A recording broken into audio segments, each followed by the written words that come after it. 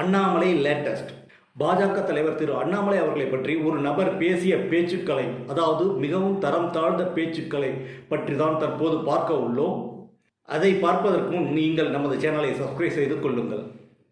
கலைஞர் 100 விழாவில் பேசிய திமுக பிரமுகர் சிவாஜி கிருஷ்ணமூர்த்தி அவர்கள் மிகவும் கொச்சையாகவும் பலரும் பார்க்கக்கூடிய மேடையில் மக்கள் அனைவரும் திகைக்கும் அளவுக்கு, ஏன் அதற்கும் மேலும் கொச்சையாகவும் கேட்க முடியாத அளவுக்கும் பேசியுள்ளார்.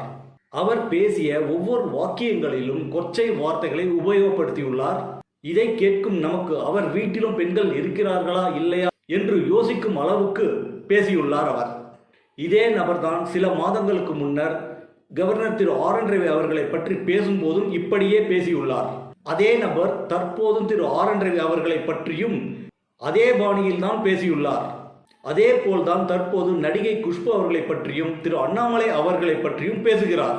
திரு அண்ணாமலை அவரை பற்றி பேசும் இவர் தன் முகத்தை ஒரு முறையாவது கண்ணாடியில் பார்த்திருக்கிறாரா என்று யோசிக்க வேண்டும்.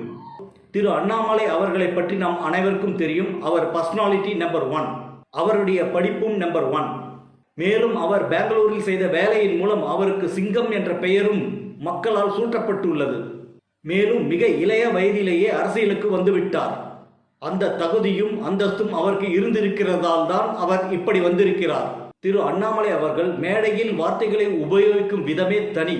அப்படி இருக்கும்போது இந்த சிவாஜி கிருஷ்ணமூர்த்தி அவர்களுக்கு அண்ணாமலையை பற்றி பேச என்ன இருக்கிறது? கலைஞர் 100 விழாவை கொண்டாடும் போது இப்படியா பேசுவது? கலைஞரின் புகழை பேசுங்கள், அது நல்லது.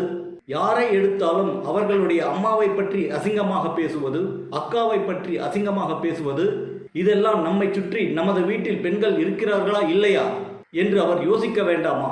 நீங்கள் மேடையில் பேசுவதை மக்கள் அனைவரும் வீட்டிலிருந்தும் பார்க்கிறார்கள் என்பது உங்களுக்கு தெரிய வேண்டாமா? ஏன் இப்படி கொச்சையாக பேசுவது? இதை தவிர்க்கலாமே. நண்பர்களே, இந்த பதிவினை பற்றி உங்கள் மேலான கருத்துக்களை கமெண்ட் பாக்ஸில் தெரிவிக்கவும். நன்றி, வணக்கம்.